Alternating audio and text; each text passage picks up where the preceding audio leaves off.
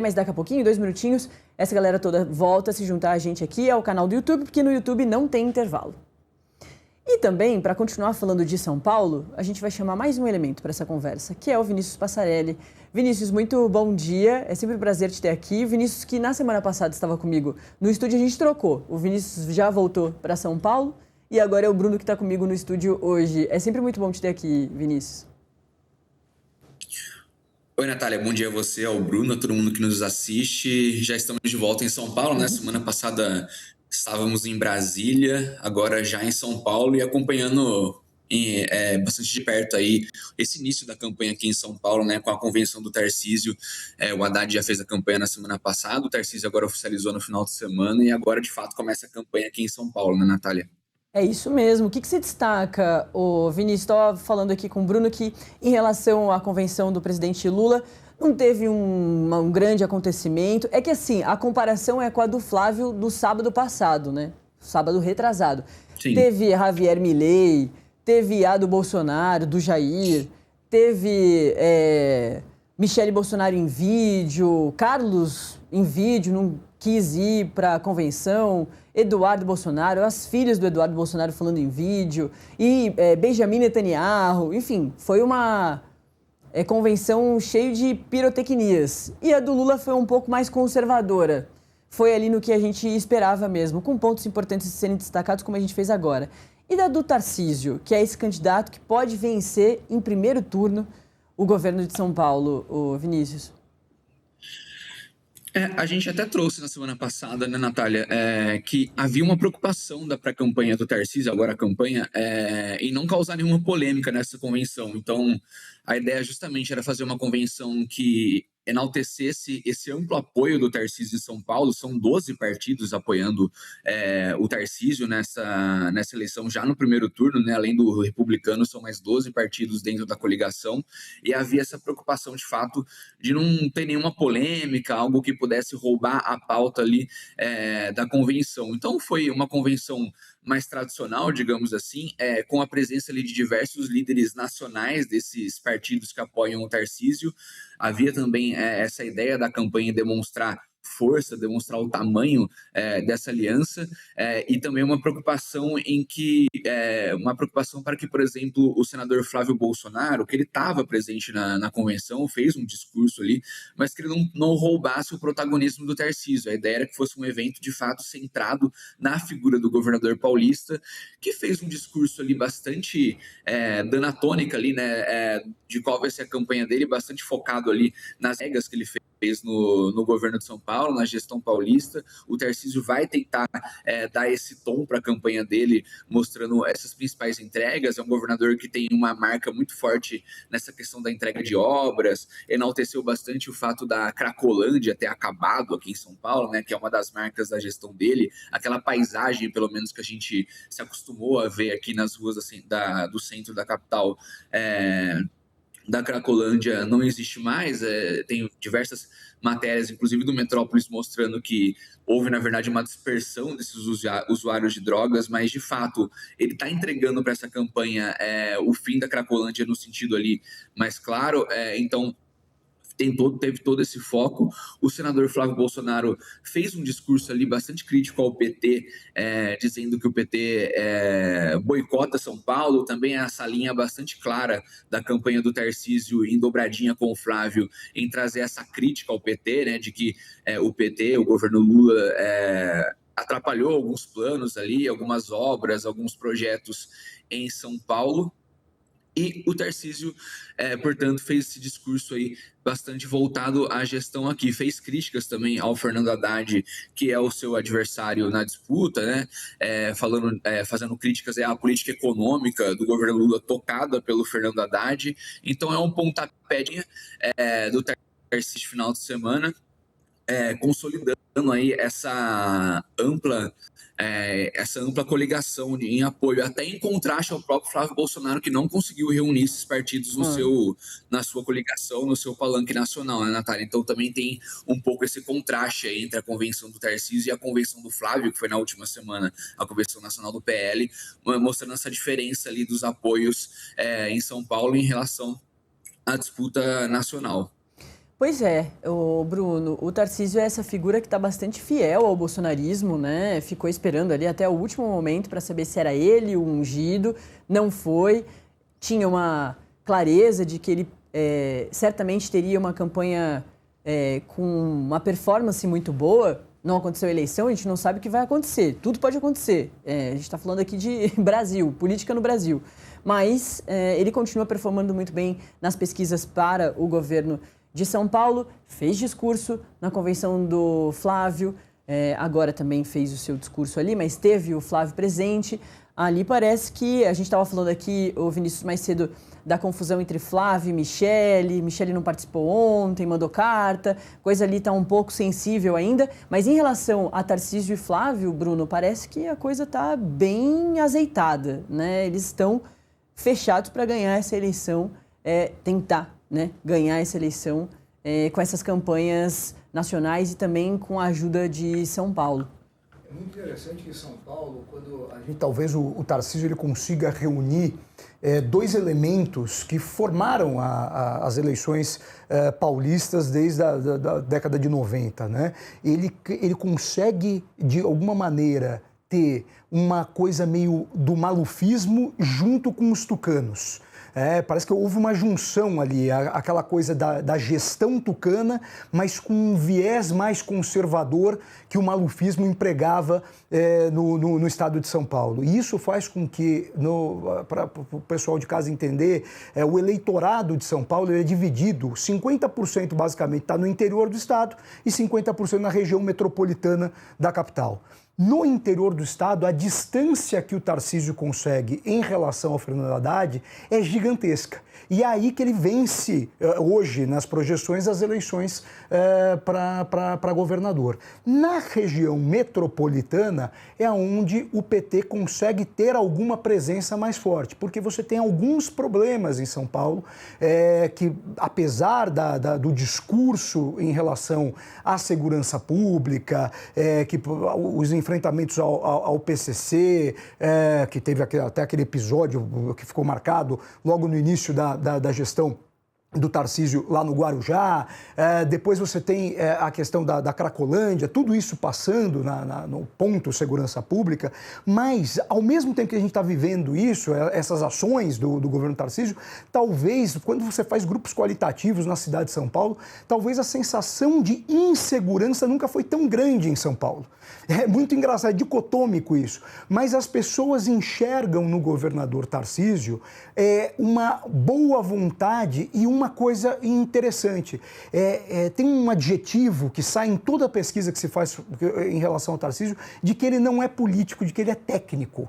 Essa coisa que ele pegou dessa imagem de técnico dá a sensação de que ele está pronto para resolver os problemas.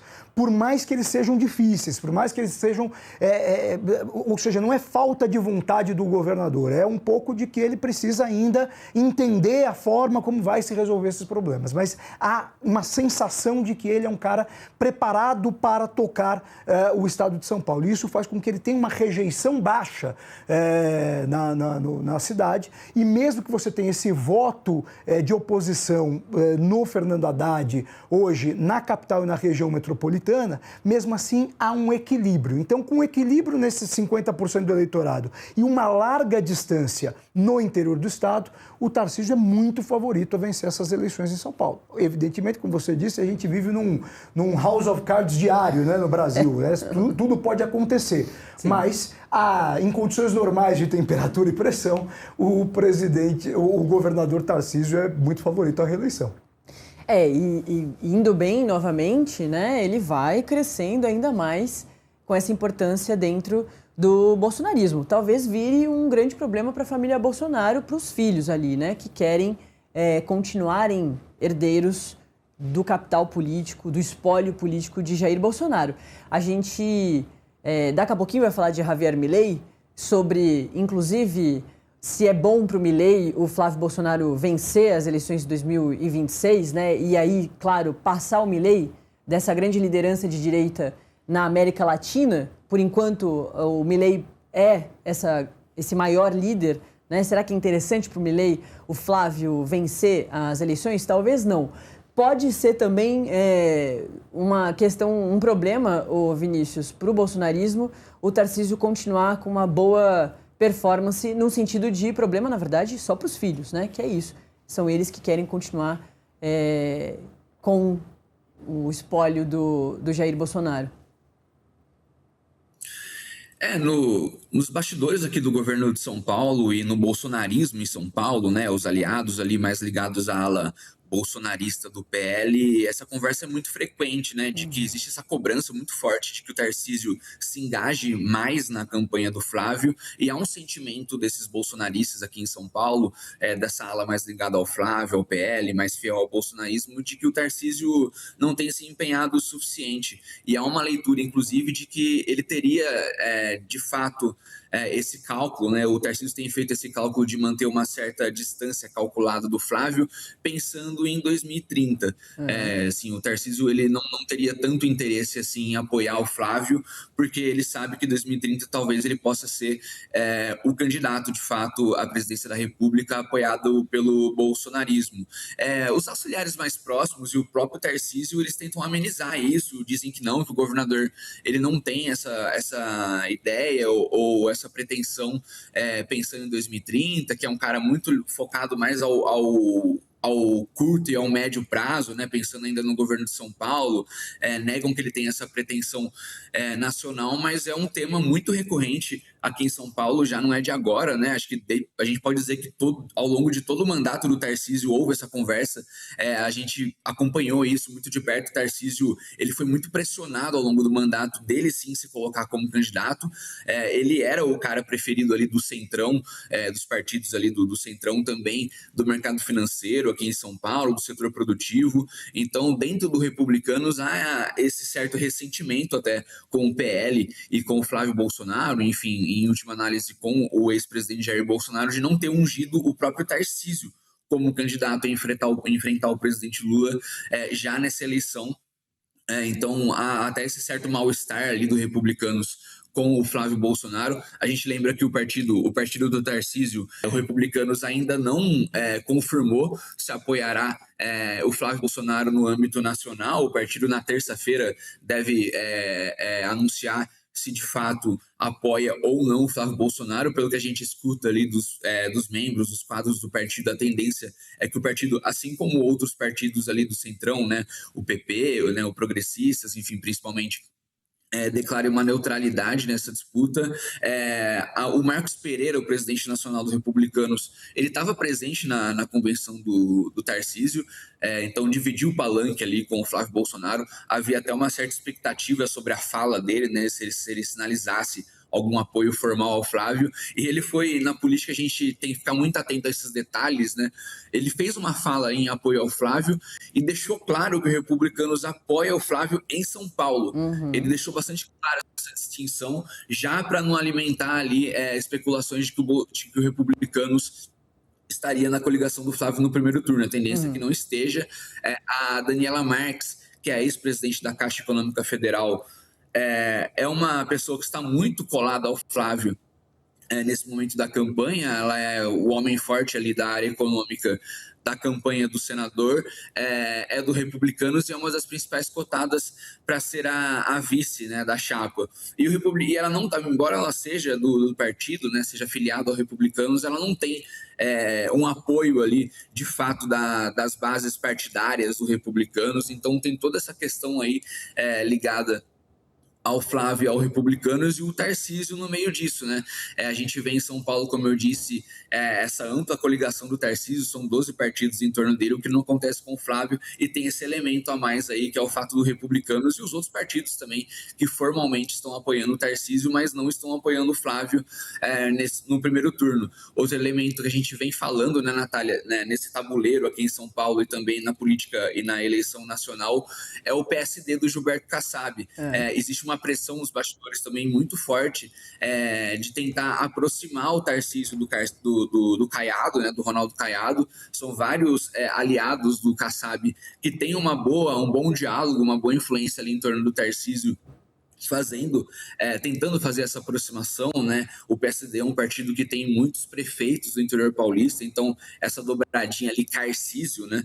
Já tem sido muito falada nos bastidores, mas também é um partido que, por ter o Ronaldo Caiado e mais ainda por ter o Gilberto Kassab, que é o presidente nacional do partido, na chapa, né?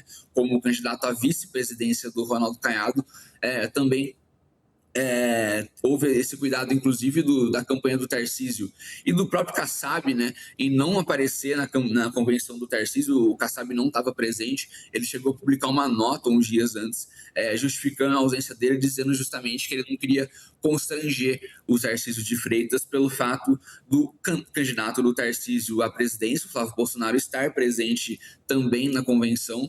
Então, a gente nota essas nuances ali em relação ao bolsonarismo e à direita em São Paulo e no Brasil, né? Na campanha nacional tem essa diferença ali em relação aos apoios, mas ao mesmo tempo o Tarcísio ele não pode, enfim, se distanciar muito do Flávio Bolsonaro, porque ele constantemente é muito pressionado ali pela militância bolsonarista. O Tarcísio ele tem uma gratidão com o ex-presidente Jair Bolsonaro. Ele fez questão de enaltecer isso no discurso também, né?